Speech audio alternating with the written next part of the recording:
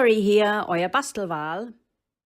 Ostern kommt gleich und ich habe noch ein paar Kärtchen gebastelt, PET-Folie gebogen, so wie in anderen Videos, und ein paar Häschen und Eier als Füllmaterial, als Schrumpfplastik, zusammen mit Perlen von den richtigen Farben, die dann zu meiner Kartenfront passen. Weiß, Gelb, Grün, schöne Osterfarben. Das durchsichtige Teil obendrauf kleben und auf eine andere Karte werde ich dann ein paar Stempel hin tun. Diese schöne Häschen gucken in die Luft. Schöne braune Farbe.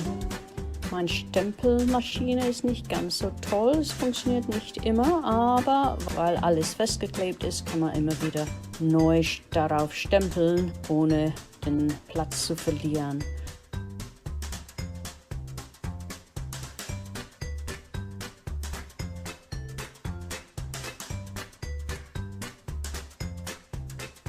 Ein bisschen Grün, ein bisschen Gestaltung für die Häschen, dass sie im Gras sitzen. Und auch das gleiche außenrum. Ich habe dann ein bisschen zu viel Grün, denke ich, letztendlich hier drauf getan. Hätte ich da aufhören müssen. No, es klingt nicht immer so toll, das erste Mal. Auch eine Faltkarte. Ich kaufe meine Faltkarten, so 50 Stück auf einmal. Und dann hat man immer was parat.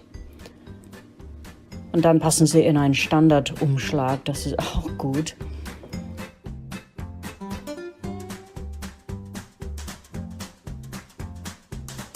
Buttonschere benutze ich an den Rändern und dann muss ich nachmachen. Ich hätte das schneiden müssen, bevor ich das dann mit der Farbe verziert habe. So habe ich nachmachen müssen. Wieder Perlen in der Mitte.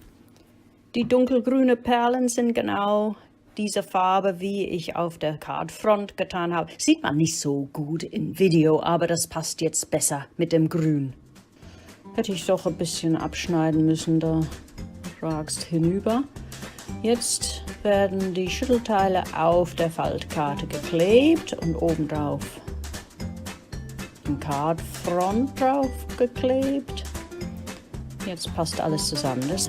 Das gleiche für die andere Karte, eine kleine Schleife und jetzt haben wir zwei schöne Osterkarten. Eine längere, ausführlichere Anleitung zur Kartengestaltung mit PET-Folie, wie man das formen kann und ein bisschen über Schrumpffolie findet ihr in meinem anderen Video hier. Tschüss! Bis zum nächsten Mal mit Bastelwal.